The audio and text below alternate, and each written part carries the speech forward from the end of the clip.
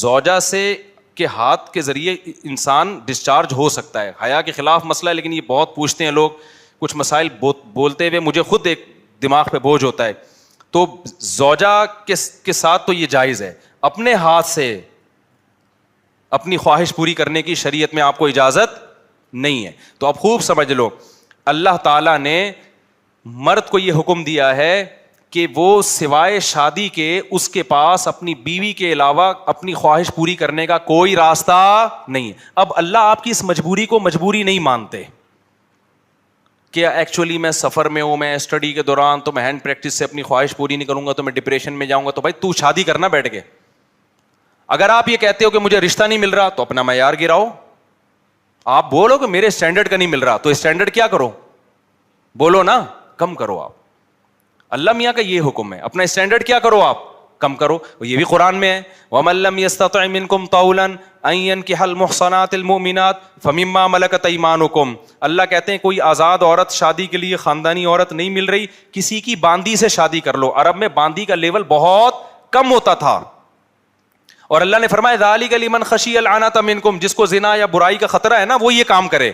تو کیا مطلب, اللہ کیا حکم دے رہے ہیں, اپنا اسٹینڈرڈ کیا کرو, بولو نا, گرا دو. اور یہ اللہ نے مرد میں خواہش نفس مسلط اس لیے کی ہے کہ نہ چاہتے ہوئے بھی شادی کرے. یہ اس لیے نہیں کی ہے کہ ہاتھ سے فارغ ہو کر اپنے آپ کو ٹھنڈا کر لے اور شادی 10 سال کے لیے مؤخر کر لے. یہ تو مسلط کی گئی ہے, کیونکہ شادی کو اسلام نے آپ پہ نہیں چھوڑا, فطرت نے آپ پہ نہیں چھوڑا.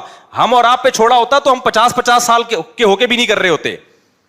جو کام انسانیت کی بقا کے لیے ضروری تھا نا, اللہ نے وہ ہمارے مشورے پہ نہیں. اللہ چاہتے ہیں کہ نسل بڑھے, تو اس لیے یہ چیز اللہ نے مسلط کر دی ہے کہ لوگوں سے اللہ مشورہ نہیں لیں گے کہ ایکچولی آپ کو کرنی چاہیے کہ نہیں کرنی چاہیے.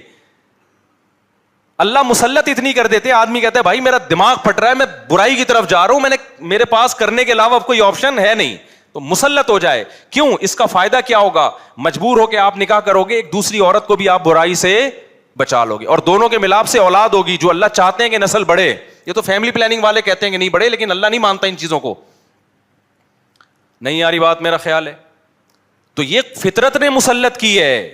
تو اگر ہم مجھ زنی کی اجازت دے دیں تو اس فطرت جو آپ سے چاہ رہی ہے آپ اس کے اگینسٹ چلنا, بولو نا, شروع. مثال کے طور پر فطرت آپ کو بھوک لگاتی ہے روٹی کی, کیوں لگاتی ہے, چوری کر کے کھاؤ. اس لیے نہ چاہتے ہوئے بھی آپ کمائیں, کاروبار کریں یا ملازمت کریں. اس ملازمت کرنے سے کیا ہوگا, صرف آپ کو فائدہ نہیں ہوگا, آپ کے باس کو فائدہ ہوگا, اس کا بزنس چلے گا, اس کے بزنس چلنے سے لوگوں کو فائدہ ہوگا. تو یہ سب چیزیں ایک دوسرے سے کیا ہیں, لنک. آپ کو بھوک لگ رہی ہے, اسلام کہتا ہے آپ حلال طریقے سے کما کے کھاؤ. آپ کہہ رہے تھے میں نہیں کما رہا, جب بھوک لگے گی نا ٹائٹ تو آپ کمانے پر کیا ہوگے, مجبور. پھر آپ بزنس کرو گے, اس بزنس سے آپ کو بھی فائدہ ہوگا اور قوم کو بھی فائدہ. تو کچھ کام قدرت ہم پہ مسلط کر کے کرواتی ہے تاکہ لوگوں کو اس سے کیا ہو جائے, فائدہ, ہمارے نہ چاہتے ہوئے بھی فائدہ ہو جائے. لیکن آپ نے کیا کیا, ایکچولی میرے پاس چونکہ ایک ارننگ کا, کمائی کا ٹائم نہیں ہے, میں ایکچولی بہت بزی ہوں, میں بہت بڑا سائنسدان بننا چاہتا ہوں. آج کل ٹوپی ڈرامے جو چل رہے ہوتے ہیں, تو میں اگر کماؤں گا تو پھر ایکچولی تو میں بھیک مانگنا شروع کر دیتا ہوں, یا میں چوری کر کے کھانا. میں کیا کروں بھائی, میں اسٹڈی ہے, کل میرا پیپر ہے یار, میں کماؤں کیا, تو میں چوری کروں گا. چوری کرنے سے کیا ہوگا, پیٹ بھر جائے گا. ڈاکٹر کہے گا کہ آپ کے وٹامن سارے پورے ہو گئے ہیں. جس مفتی نے کہا تھا چوری نہیں کرو, وہ آپ کی صحت برباد کرنا چاہ رہا تھا. جیسے ڈاکٹر جو مزنی نہیں کرتے نا, ان کو یہ کہتے ہیں مفتی لوگوں کے چکر میں نہیں پڑو, یہ تمہیں ڈپریشن کا مریض بنا دیں گے. کوئی بات نہیں, اپنے آپ کو ہاتھ سے فارغ کر لیا کرو, اس سے ڈپریشن کیا ہو جائے گی, ختم. او بھائی اس سے اس کی ڈپریشن ختم ہوگی, قوم کی ڈپریشن بڑھے گی, عورتوں کی ڈپریشن بڑھے گی. مرد ان سے شادیاں ٹائم پہ نہیں کریں گے, جیسے بڑھ رہی ہے ڈپریشن, وہ بھی زنا کی طرف جائیں گی, وہ بھی ہاتھ سے, اور جو گند ہماری سوسائٹی میں پھیل رہا ہے, اور نسل کی کمی کا ذریعہ بنے گی. بہت سارے سائڈ افیکٹ ہوں گے اس کے. تو فطرت آپ پہ بھوک مسلط کرتی ہے, نہ چاہتے ہوئے بھی آپ روٹی کماؤ, امتحان کو مؤخر کر دو, کیونکہ روٹی کمانے کی فکر ضروری ہے, اس سے دوسروں کو بھی روٹی ملے گی, اس کو بھی بزنس ملے گا.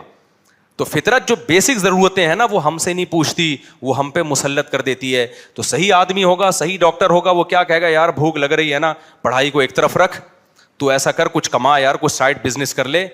اس بزنس سے پھر قوم کو کیا ہونا شروع ہو جائے گا, فائدہ. اگر فری پھوکٹ میں ملنا شروع ہو جائے تو وہ سارا سیٹ اپ کیا ہو جاتا ہے. تبھی تو میں اس کے خلاف ہوں, یہ جو دسترخوان لمبے لمبے بچھائے ہوئے ہوتے ہیں, امیر غریب کا فرق کیے بغیر کھلا رہے ہوتے ہیں, اس کا نقصان یہ ہے کہ لوگ اپاہج بن جاتے ہیں. پھر ملازمت کرنا چھوڑ دیتے ہیں, مزدوری مہنگی ہو جاتی ہے, کیونکہ مزدوروں کو جب فری میں اتنا مل رہا ہوتا ہے وہ کہتے ہیں اب ہمیں ضرورت کیا. ہاں کہیں ایسے مزدور ہوں جن کی دہاڑیاں کم ہوں, وہ ایک الگ بات ہے.